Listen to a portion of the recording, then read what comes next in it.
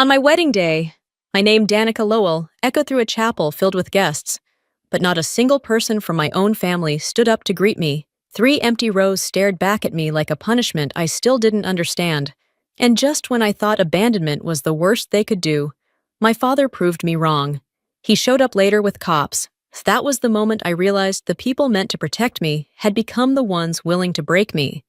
And everything that came after started from there. The moment I stepped into the chapel at Stone Ridge, a strange stillness pressed against my chest. The wooden beams above me carried the faint scent of pine, and through the tall glass windows, winter sunlight stretched across the valley like a sheet of cold silver. Guests murmured softly, their voices echoing in the open space, as if the mountain itself was listening. Evan's hand found mine, warm and steady, but it didn't quiet the sharp sting rising in my throat. 3 rows on the left side of the aisle rows meant for the people who had known me all my life sat untouched. No coats draped over the backs of chairs. No familiar footsteps rushing in late. No faces turning to smile at me. Just absence. Heavy and deliberate, I kept my spine straight, pretending that the hollow inside me wasn't widening with every second. The wind slipped through the cracks between the old boards, a draft colder than it should have been, brushing against my dress like a warning. Even the candles near the altar seemed uneasy, their flames trembling as if they were aware of the truth I was trying not to acknowledge. When a guest whispered, quiet but not quite enough, asking if no one had come for the bride's side, the words sliced clean through my composure. I didn't flinch, but the echo of that question lodged itself deep, settling where the hope for a different day had once lived. I tried to take a breath, but it felt like breathing around a bruise. This was supposed to be a beginning. Yet it felt like the confirmation of something I'd been avoiding for years. They weren't coming. Not today. Not for me. And even though I didn't know why, the wound their absence carved would become the thread that pulled everything else apart. 4 years before that hollow wedding morning, my world had already begun to crack. The fire started on the outskirts of Boulder, the kind of blaze that eats through dry grass faster than a person can think. Wind whipped through the hills in violent, unpredictable bursts, sending embers flying like sparks from an angry forge. By the time our family got word, flames were already curling around the old storage shed behind our house. My father stood in the yard, jaw clenched, shouting over the roar of burning timber. He had spent 2 decades fighting fires, and I had grown up watching him run into danger without a flinch. But that day, when the shed caught, something changed in him. He barked at me to save the battered ambulance he kept inside a relic from his early years of service, something he treated as if it carried the last good piece of his identity.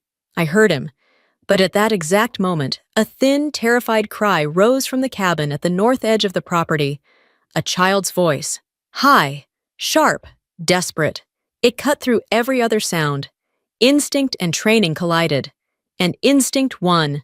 I sprinted toward this cabin, the heat licking my shoulders as I pried open the warped door and pulled a boy into my arms just as part of the roof caved behind us. As I carried him out, coughing through the smoke, I looked toward my father. His eyes met mine, but there was no relief in them, no pride, only a blade of betrayal, clean and final. Behind him, the shed collapsed, taking the ambulance with it in a burst of sparks. I didn't realize until much later that the flames had swallowed more than metal.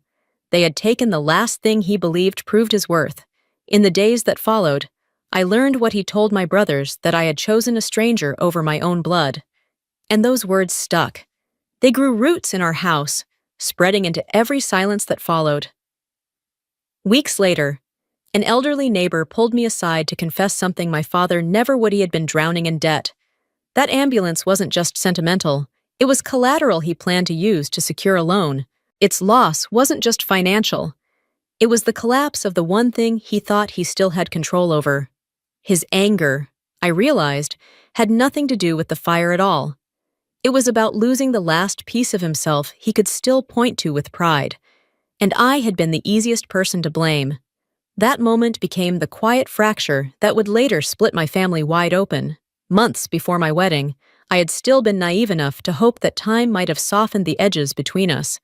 I mailed the invitations to my father and brothers, tucking a small handwritten note inside, unsure whether it would ever be read. A week later, the envelope came back to me, unopened. The paper was cold from the winter air. Edges curled where snow had melted and refrozen. A postal stamp from Boulder stretched across the front like a scar. No explanation, no acknowledgement, only a text from my father, hours later. "Don't expect anything from us." I placed the envelope on the kitchen counter and stared at it far longer than I should have, as if waiting for it to shift, to show a sign of misunderstanding, but it stayed still, as unmoved as the people it came from. Evan found me there, turning the paper over in my hands until it wrinkled. He didn't say a word, his silence gentle, a stark contrast to theirs, which had always felt like a door slammed shut. I tried to swallow the hurt, but it lodged itself beneath my ribs.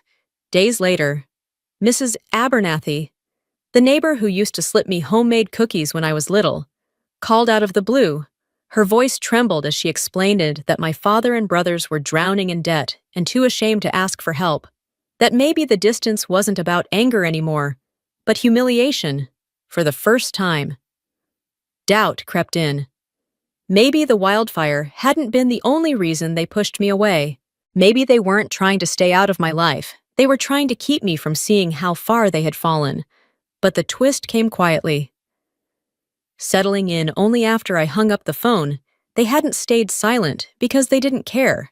They stayed silent because asking for my help felt worse than losing me entirely. And that kind of pride, I would soon learn, doesn't just keep people from reaching out, it pushes them to take. It happened on a Monday morning. The kind where everything feels ordinary until it suddenly isn't. I was finishing a damage summary when Evan walked in holding a thick court envelope, its red seal stark against the paper. I didn't think much of it at first, but the moment I saw the header, the room tightened around me. My name appeared beside the word suspect, the accusation misappropriating family savings, and the complainant was my father.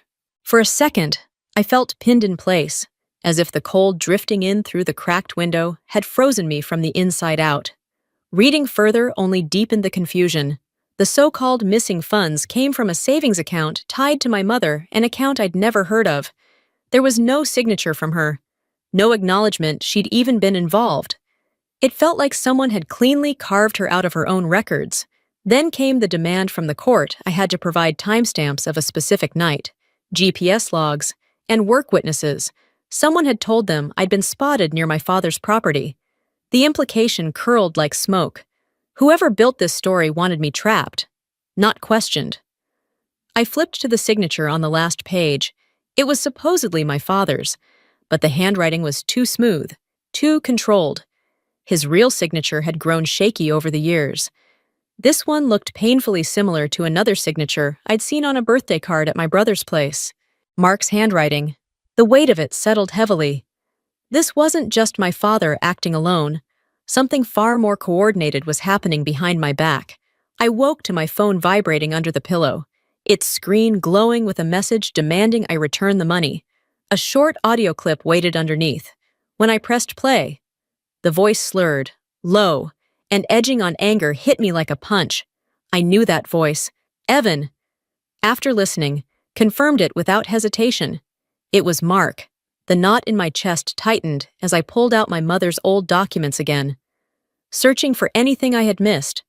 That was when I noticed the pattern 2 bank accounts opened months earlier under her name, withdrawals that lined up almost perfectly with periods when both my brothers were struggling. The math wasn't subtle. They didn't just need money, they needed someone to carry the fallout. Then I found a transfer of $900 attributed to me, but the digital footprint traced back to a bar where Mark practically lived. At the time of the transfer, I had been knee-deep in floodwater miles away. Whoever staged this didn't care about precision-only damage. Later that morning, tucked between bills in my mailbox, I found a handwritten note. The curve of the letters, the rushed angles, I recognized Luke's handwriting instantly. The threat was short, promising that things would escalate if I didn't cooperate. The same handwriting had appeared in the court file. The truth settled over me with brutal clarity. It wasn't one brother, or even just my father. They were working together. building a version of reality where I was the villain. And standing there under the dim porch light, I realized they weren't simply angry at me. They were desperate enough to destroy me if it meant saving themselves. At 7:15, the pounding at my door snapped me out of the last thin layer of sleep I had. Denver was buried under fresh snow, the kind that made the whole street look still and harmless. But the moment I opened the door, everything inside me went rigid. My father stood between two Jefferson County officers, snow melting off his coat, his face set like stone. For a heartbeat, I wondered if he'd come to talk. He didn't. He told them he wanted to report me for breaking into his home. It felt like the floor tilted. He handed over a blurry video pulled from the backyard camera, a hooded figure moving quickly across the screen, the timestamp matching the night the money supposedly vanished. One officer compared the footage to me, eyes scanning my height and build before saying the resemblance was there. My cheeks burned despite the cold pouring in behind them. I forced myself to stay calm and pulled up my FEMA GPS log. The timestamp showed I'd been more than 100 miles away on duty that entire night. One officer nodded, but my father immediately claimed I could have hired someone else. Even the officers looked thrown by how far he was willing to stretch the accusation. They asked about shoe prints found in his yard. When I said I wore a 7.5, they exchanged a look. The prints were size 11.5, exactly the size Mark wore. My father hesitated, then muttered something about visitors. That tiny pause told me more truth than anything he'd said all morning. But the final crack appeared when the officers questioned how he accessed the camera system. My mother had set the password years ago, and he never remembered it. Yet here he was, presenting video he supposedly pulled himself. When pressed, he admitted Mark had sent it to him.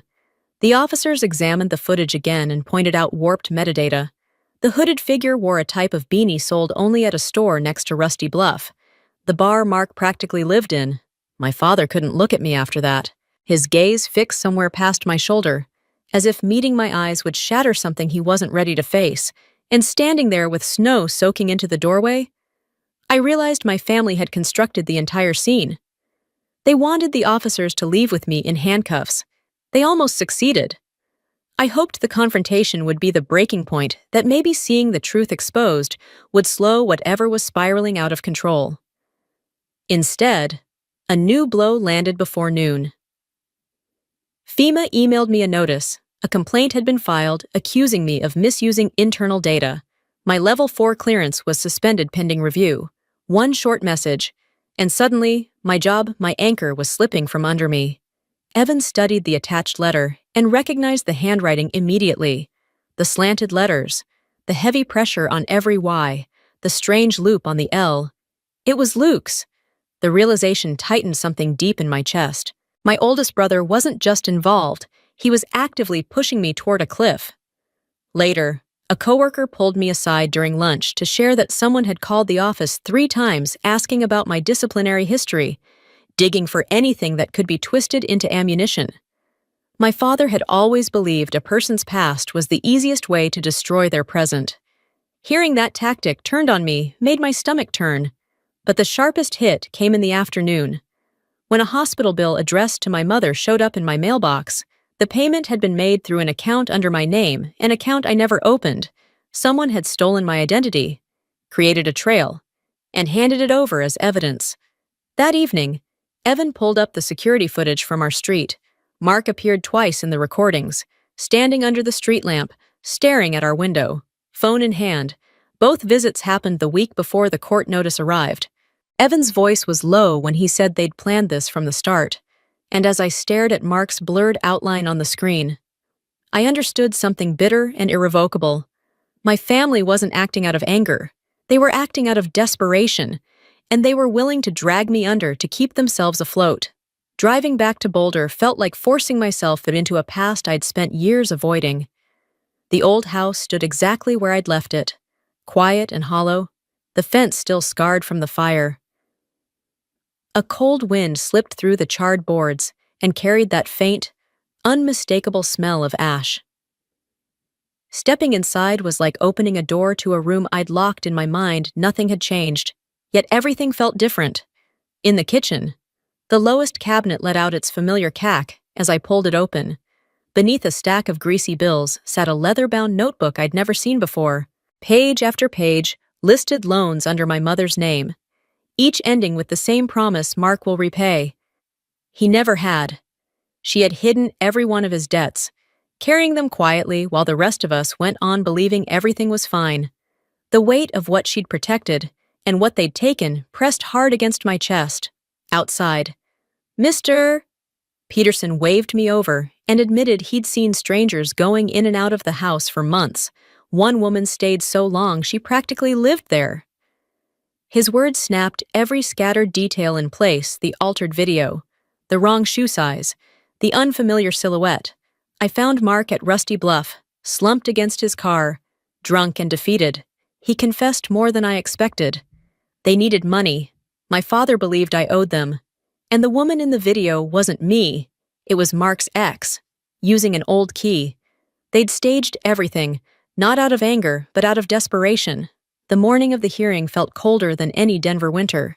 The fluorescent lights inside the county building cast a pale glare over rows of wooden benches, and the air carried that familiar sterile scent of paper and dust. I stood before the panel, my hands steady, though exhaustion clung to every part of me. Across the room, my father sat rigid in the complainant's seat, while Mark and Luke hovered behind him like shadows, unwilling to step into their own blame. When the proceedings began, the FEMA representative stepped forward with the GPS logs. The panel studied the data, scrolling through timestamps without expression. The evidence placed me more than 100 miles away at the rescue station during the exact time the video claimed I'd been near my father's home. Their conclusion was swift and matter-of-fact. I could not have been anywhere near the alleged scene. For the first time, I saw a flicker of doubt ripple through the room. A technical analyst took the stand next, pulling up the backyard footage my father had turned over. He explained how the timestamp had been altered, how the metadata revealed the file had passed through 3 devices before reaching the police. The final device, he noted, belonged to someone named Mark Lowell. My father shifted in his seat, his jaw tightening, a tremor running through his shoulders as the panel turned toward him. I placed the leather notebook on the table. The panel leaned in as I opened it to page after page of my mother's handwriting notes of every loan she had quietly taken, each one tied to Mark. And at the bottom of the final page, the line that had crushed me the moment I read it: "Don't let Danica know." The silence that followed felt heavier than any accusation. It was the kind of silence that comes when truth stops needing to argue. Then the officers escorted in a woman I recognized only from photographs: Mark's ex-girlfriend. Her voice wavered as she admitted she had crossed the yard that night, wearing the hooded jacket, using an old key. She confessed they'd asked her to stage the break-in so they could claim I'd taken the money. They'd offered to settle her debts in return. The moment she finished, the panel issued their ruling. The accusations were false. The evidence, fabricated. I was cleared of every charge. The file would be closed permanently. I turned toward them, my father, my brothers, and spoke the only words that still felt true. I never took anything from my family. I only took back my life. My father bowed his head, and for the first time, I saw not the man who raised me, but a man hollowed out by his own choices, smaller than the ashes he once stood bravely against. 3 months after the hearing, Colorado exhaled into spring. Snow retreated up the mountains, and wildflowers pushed through the thawed earth like small acts of courage. Life felt quieter, lighter, as if the world had finally loosened its grip around my ribs. Kid. Lydia, one of the trainees I had mentored years ago, a girl who'd lost her father far too young, reached out and asked if I would walk her down the aisle. She said she wanted someone who had stood beside her when life was hardest. I agreed without hesitation, though a familiar ache settled under my ribs as the day approached. When the church doors opened and music filled the room, Lydia slipped her arm through mine and leaned in close. Her whisper was barely a breath, yet it hit me harder than any verdict or confrontation ever had. "Thank you for showing up." The words wrapped around a part of me I didn't realize was still bruised. In that moment, standing in the warm glow of the sanctuary, It felt like someone handed back the piece of my own wedding day that had been stolen. Outside, the sun cast a golden stretch over the Rocky Mountains. Not triumph, not vengeance, just peace, the kind I had fought for, the kind I finally chose for myself. I can't choose the family I was born into, but I can choose the kind of person I become, and I choose to be someone who shows up even when the people who raised me never did.